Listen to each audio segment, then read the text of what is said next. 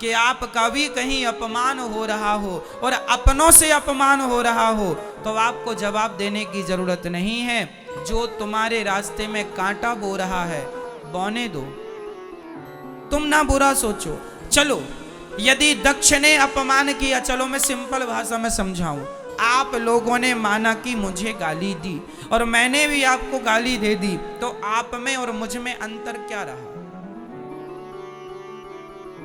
कुत्ते ने आपको काटा और आपने भी कुत्ते को काट लिया, तो फिर बताओ कौन कुत्ता, वो कुत्ता कि तुम कुत्ता?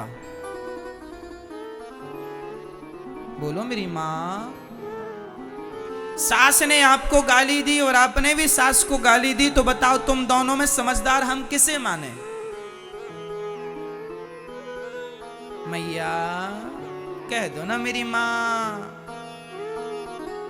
सास ने भी गाली दी और बहू ने भी गाली दी, इन दोनों में समझदार कौन, आप बताओ? बोलो मेरी मां, कौन? सास समझदार है? ये मैया कह रही है सास समझदार है।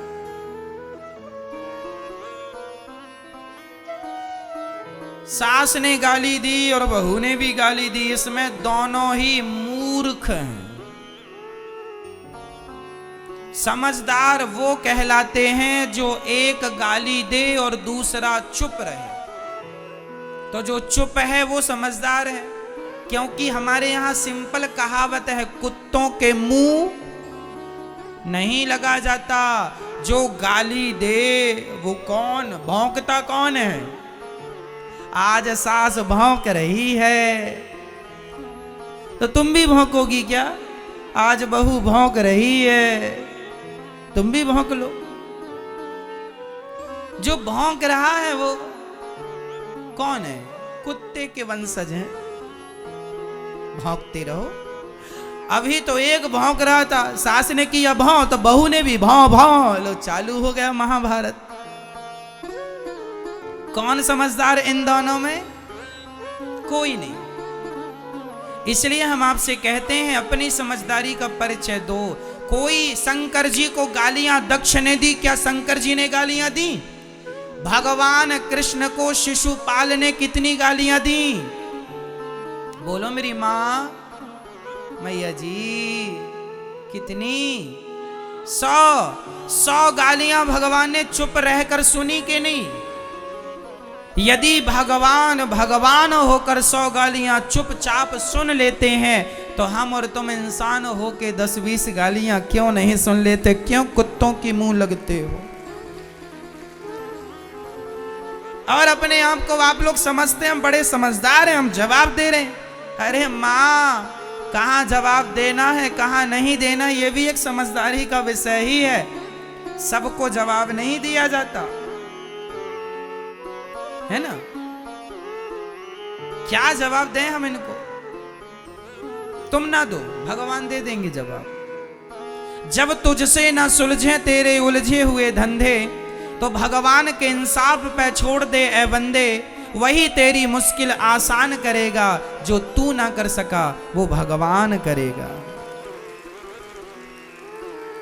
छोड़ दो उस पर, सबका उत्तर देना जरूरी नहीं होता। शंकर जी को गालियां मिली, शंकर जी ने कोई उत्तर नहीं दिया। भगवान कृष्ण को गालियां मिली शिशुपाल के द्वारा, कोई उत्तर नहीं दिया। 100 गालियां हुई, सिर काट दिया। आप भी जवाब ना दिया करो। सास बोलती है, बोल, उसका स्वभाव है बेचारी का, बोल रही है। सुनने की आदत, सुनने का अभ्यास करो, ज्यादा से ज्यादा सुनो। और सुनो, अपना अपमान भी सहना सीखो। तितिक्षवः कारुणिकाः सुहृदः सर्वदेहिनां, अजात शत्रवः शांता साधवः साधुभूषणा। वही व्यक्ति समझदार है, वही व्यक्ति सफल है जिसके अंदर सहनशीलता ज्यादा है। सह लो। यदि पाकिस्तान हमारा अपमान करे तो बिल्कुल ना सहो, पर तुम्हारे अपने ही तुम्हारा अपमान करें तो कोई बात नहीं, अपने हैं, माफ करते चलो। इनसे क्या झगड़ा करना।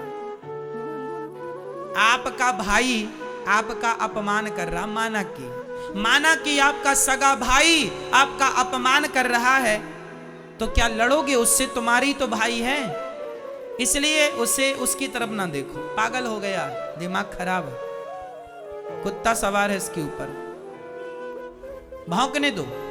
कहां इससे मुंह लगा रहे हो? क्योंकि वो मेरे भाई ही तो है। अपनों से ना जिद पालो, अपने से ना लड़ो। हाँ, कोई आतंकवादी है, कोई दूसरा है, तो उससे लड़ जाओ, जीतो। किसे जवाब देना है, किसे जवाब नहीं देना, यह भी विवेक का विषय है। आप लोग जिसे जवाब देना होता है उसे तो देते नहीं है, और जिसे जवाब नहीं देना उससे लड़ते हैं। ये लड़कियां अपने भाई से लड़ बैठती हैं, लेकिन उसी लड़की को कोई सड़क में कोई परेशान कर दे, कोई लड़का, तो भाग के रोती रोती आ जाती है, मम्मी मम्मी उसने परेशान किया। अपने भाई को तो जड़ देती थी दो चार, उसे क्यों नहीं जड़ दिया? जिससे लड़ना हो उससे तुम लड़ती नहीं हो, और जिससे लड़ना नहीं उससे लड़ती हो। क्यों? तो किसके सामने चुप रहना है, किसके सामने बोलना है, यह विवेक का विषय है। जब तुम्हारी लड़ाई तुम्हारी सास से हो, मां से हो, भाई से हो, तो इन रिश्तों में जहर ना घोलो, इनसे कोई उत्तर ना दो। ये कह रहे हैं चलो गुस्सा है, बोलने दो। हम लड़के किससे लड़ रहे? भाई से। क्या मिल जाएगा भाई से लड़के? इनसे कोई उत्तर नहीं। लड़ना है उनसे लड़िए, लड़ना है भ्रष्टाचार के खिलाफ लड़िए, आवाज उठाइए। लड़ना है किसी के साथ अत्याचार हो, अनाचार गलत हो रहा, उसके पक्ष में खड़े हो जाइए, लड़िए। लेकिन आजकल लोगों को कोई काम नहीं, अपने भाई से लड़ते हैं, अपनी सास से। चलो अब खा लिया, पेट भर गया, चलो अब बहू आओ जरा लड़ लें तुमसे हम, आओ दो दो हाथ की हो जाए। लो चल रही है घर में तू तू मैं तू तू मैं चल रही है। और इससे भी बच गए तो आज भारत में जातवाद का जहर घोल के लड़ रहे हैं। मैं ब्राह्मण, मैं क्षत्रिय, मैं वैश्य, मैं शूद्र, लो भाई आपस में लड़ो, अब तुम्हारा अन्न कैसे पचे, लड़ो आपस में।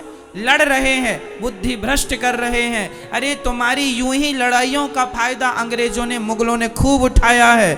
तुम्हारी आपस की लड़ाइयों का फायदा उठाया, कई 100 साल तक तुम भारतवासियों पर, हम पर राज्य किया इन लोगों ने, केवल इसलिए कि हम लोग केवल लड़ना जानते हैं। हम लोग संगठित रहना तो जानते नहीं कि चारों लोग एक साथ रहें, ब्राह्मण, क्षत्रिय, वैश्य और शूद्र।